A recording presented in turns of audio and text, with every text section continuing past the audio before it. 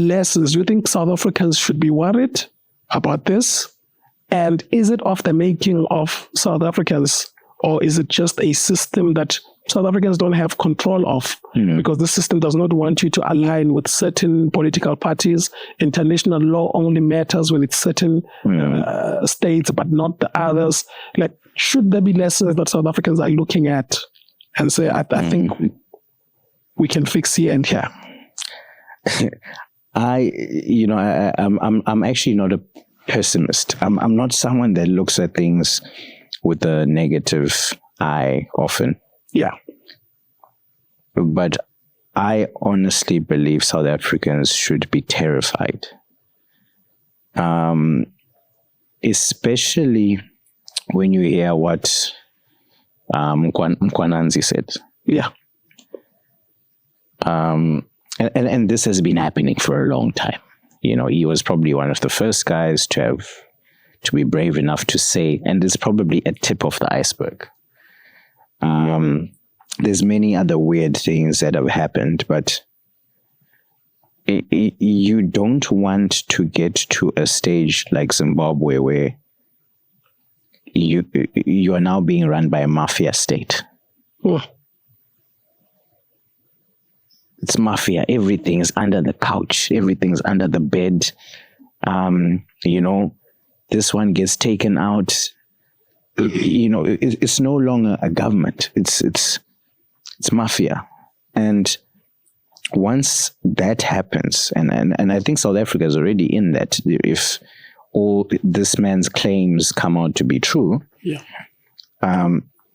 it's very hard to undo that. And that's why I'm so proud of the president of Botswana right now, because he's setting things in stone, and that is what our leaders should be doing. Yeah.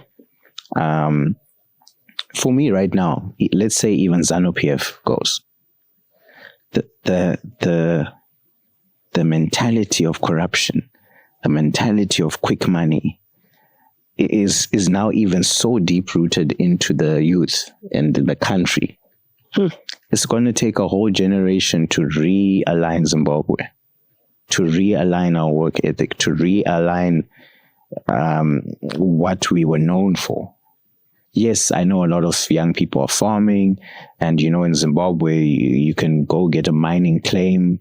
I would actually say in Zimbabwe, if you had that idea that I go to school, I get a good job, I get a salary, you're going to struggle.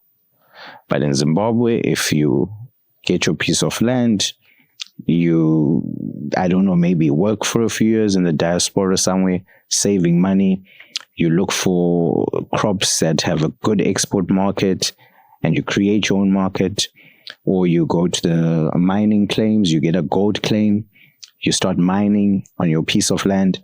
Zimbabwe is beautiful at that. You if you really want to do that, you can. It's not easy, but it's one of those places where you can probably do that easier than here. Yeah. But it's unfortunate because we were sold the whole go to school, get a degree, and you have a good job. Then the reality of that is far from reality. Because, on social media, we do see young Zimbabweans who are like billionaires, your weekly, and all these others that you see online. We hear about your Strive, people that are billionaires.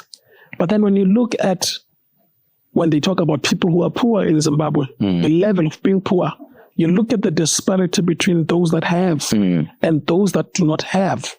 It looks as though there's a very, very massive gap between those. Yeah. I mean, I like that you gave me two very polar opposite examples. Wicknell for me would be your equivalent to your mom Kiz's.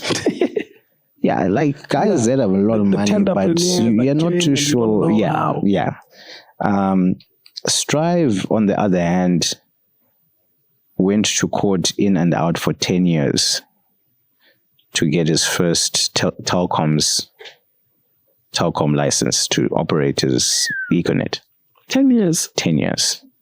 And, you know, telecom is power. It's so it's, there was information threats, so the government was trying to kind of block it or arm string him into him being under them. Yeah. But finally he won. And apparently Joshua Nkomo, the late, may his soul rest in peace, who was referred to as Father Zimbabwe, was one of the guys that was just like, guys, I don't understand why you guys are blocking this guy. I don't get it. But if you think from a political eye, I understand why they would block it, because, they want to be part of the pie. It's how these guys have always... So you have to grease the hands, same if you want to do business. Yes. So he eventually got that. And I think it's hard for a guy like Strive to help Zim, because, one thing I've always asked myself, guys like Wicknell, they can give people cars, they can throw money, but they can't even build a hospital. It's like that money is like voodoo money. Like, so even though these guys have money, whoever's giving them the money also has some sort of control on how they spend that money. And I honestly think Strive would love to do a lot more in Zim, but I think he doesn't have energy for that. It's like, I don't know if you know this boxing guy, the Zim boxing. He does, what's this? MMA from Zim. Something Gorimbo. He's pretty popular worldwide. Yeah. He had started, he went to his rural area. He was building like a facility, like a library, but there's computers and all of this. He wanted to help his community. Then he says these guys just kept coming to him. The politicians. Yeah. So it's essentially what's happening in South Africa now with this whole, I'm forgetting extortion. Extortion. Yes. The tax that you need to pay. Yes. Because now it has entered even in the townships. If you're running a business, there's an extortionist who wants money from you. So he said he just got frustrated. I mean, he needs to focus on his career, and he sent people to just demolish the thing. Yeah, because,